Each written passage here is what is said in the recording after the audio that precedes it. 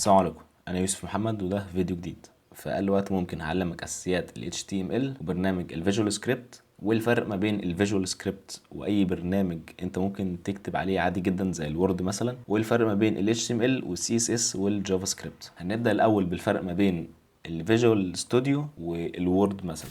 انت لو جيت على الديسكتوب دوست كليك يمين نيو، اخترت تكست دوكيمنت مثلا، دخلت عليها.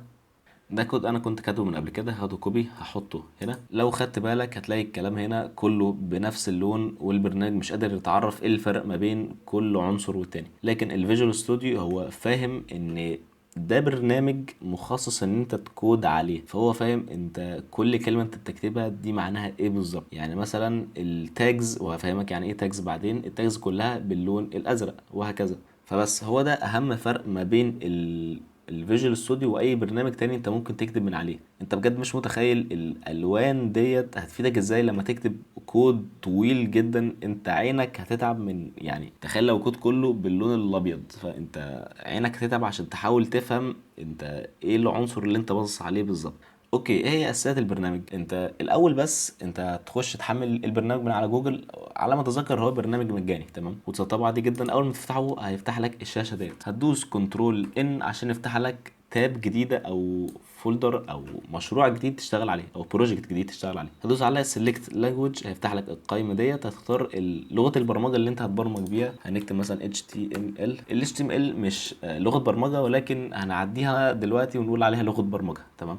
وبس، يعني دي اساسيات البرنامج. يعني البرنامج كل اللي محتاجه ان انت يكون عندك كيبورد وبتعرف تقرا وتكتب. كل التاجات بتاعت ال HTML اللي انا هعلمها لك النهارده هتلاقيها قدامك على الشاشه، تمام، وهتلاقي كل الاكواد تحت في الديسكريبشن. طب نبدا. ايه هو التاج اصلا؟ التاج هي كلمه السيستم عارفها بمعنى معين. مثلا تاج ال H1، ال H1 هو عباره عن عنوان، تمام. انت لو كتبت H1 في البرنامج هيفهم ان انت عايز تكتب عنوان، في حين ان انت لو كتبت حرف ال P كده البرنامج يفتكرك عايز تكتب حاجه تانية خالص، لان ال B بتدل على حاجه وال H1 بتدل على حاجه تانية. التاج في منه نوعين: تاج ليه بدايه وخاتمه، وفي تاجات ليها بدايه واحده بس ملهاش خاتمه، تمام، بيبقى اسمها opening tag واند تاج او closing tag، تمام. اول تاج انت محتاج تكتبه في ال HTML هو حرفيا تاج اسمه HTML. عشان تكتب بس الاقواس بتاعت الاصغر والاكبر، ودي انت لازم تكتبها لو انت هتكتب تاج. بتحول اللغة للعربي وشيفت وتدوس على الاقواس دي هتبقى فوق على اليمين في الكيبورد، تمام. تنزل سبيس، تكتب الاقواس تاني وتحول لانجليزي تاني. نكتب هنا HTML، تمام، وهننزل تحت. ده الاوبننج تاج.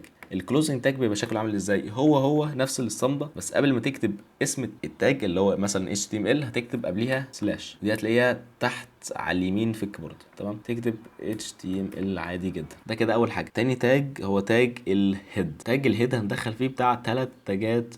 كمان دلوقتي انا هفهمك الهيد ده بيعمل ايه، وافهمك كل 3 بيعملوا ايه. الاول هنكتب تاج جديد اسمه تايتل. انا دلوقتي كتبت التاج بتاع التايتل، الاوبننج والكلوزنج بتاعه. هاجي ما بينهم هما الاثنين واكتب مثلا يوسف محمد، تمام، وادوس كنترول اس عشان اسيف الفايل ده. انا مثلا هاجي على الديسكتوب وادوس سيف، تمام. الملف هيتسيف لك على الهيئه ديت او على هيئه ملف انت ممكن تفتحه على البراوزر، يعني كانه لينك. هتدوس عليها هيفتح لك الموقع، تمام. لو بصيت فوق هتلاقي التبايه اللي فوق مكتوب عليها يوسف محمد. فالتاج بتاع التايتل هو بيغير لك في اسم التاب اللي فوق. مع التايتل هتكتب الثلاث سطور دول، تمام. الثلاث سطور دول كل اللي بيعملوه خلينا نقول ان هم بيفهموا البراوزر انت بتعمل ايه بالظبط، كاختصار شديد عشان وقت الفيديو. بس هنتكلم في الموضوع بالتفصيل في فيديوهات تانية. بس دي ثلاث سطور كده هي محفوظة، انت بتكتبها وخلاص ما بتشيلش همها، اللي هم بيغيروا اي حاجة في شكل الموقع بتاتا،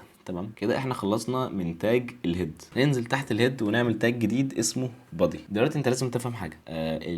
لغات البرمجه اتعامل معاها على انها فولدرات. يعني مثلا الفولدر الكبير خالص اللي هو ال HTML اللي فيه كل حاجه، تمام. اقل منه رتبه اللي هو الهيد والبادي، تمام. اقل منهم رتبه كل الحاجات بقى اللي جوه، تمام. الهيد بيعدل في اسم التاب اللي فوق عن طريق التاج اللي اسمه تايتل، وباقي التاجات بتعدل في شويه حاجات كده ورا الشاشه للبراوزر نفسه، تمام. انما بقى الموقع نفسه ده بقى بيبقى موجود في البادي، يعني البادي هو اللي فيه الشغل كله، تمام. وكمان الهيد بيبقى فيه سطر كمان بيخليك تربط ما بين ملف HTML وملف CSS، ولكن ده هيتكلم عليه في اخر الفيديو. تمام. اول تاج في البودي اسمه H1 اختصار الهيدلاين او عنوان. رقم 1 ده زي ما تقول حجم الخط. تمام. رقم 1 ده كده اكبر حاجه، 2 اقل منه شويه، 3 اقل منه شويه، وهكذا. في عندك من اول 1 لغايه 6. اكتر من كده البرنامج هيقول لك ان في ايرور في الكود اللي انت كاتبه. لو كتبنا مثلا هنا هلو وسيفنا ودخلنا على الموقع تاني وعملنا ريفرش، تلاقي هلو ظهرت هنا. لو كتبنا نفس السطر بالظبط ولكن خلينا دي 2، جينا سيفنا، هتلاقي هلو كاتب تاني ولكن بشكل اصغر. تمام.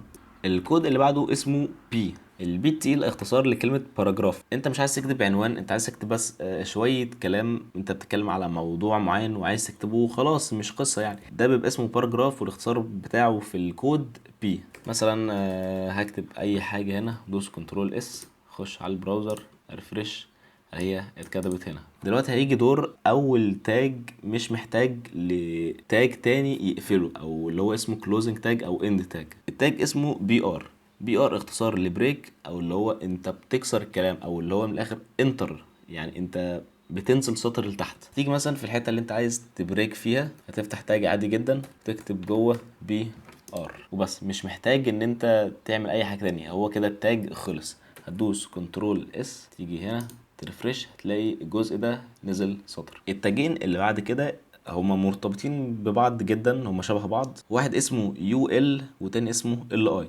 الاتنين بيعملوا لك لستة او قائمة. تمام. خلونا نكتب مثلا ال اي، هتكتب ما بينهم مثلا بوتيتو مثلا، هتكتب في ال اي التانية توميتو مثلا. دوس كنترول اس، هتلاقي الكلمتين اللي انت كتبتهم في قبلهم نقطة صغيرة، دي معناها ان انت دلوقتي في لستة، او العنصرين دول ليهم علاقة ببعض. تمام. النقطتين دول بيعملهم التاج اللي اسمه ال اي. طب اليو ال بيعمل ايه بالظبط؟ انت هتفهم لما انا اشيل لك اليو ال من الكود نفسه. تمام. دوس كنترول اس، انا كده شلت اليو ال، هعمل ريفرش تاني، هلاقي ده رجع جوه. من الاخر اليو ال بيعمل لك كانه سيكشن، بيعزل لك الليست عن باقي الكلام. فاهم الفكره؟ عشان الشكل يكون حلو. التاج اللي بعده لو انت عايز تضيف صوره.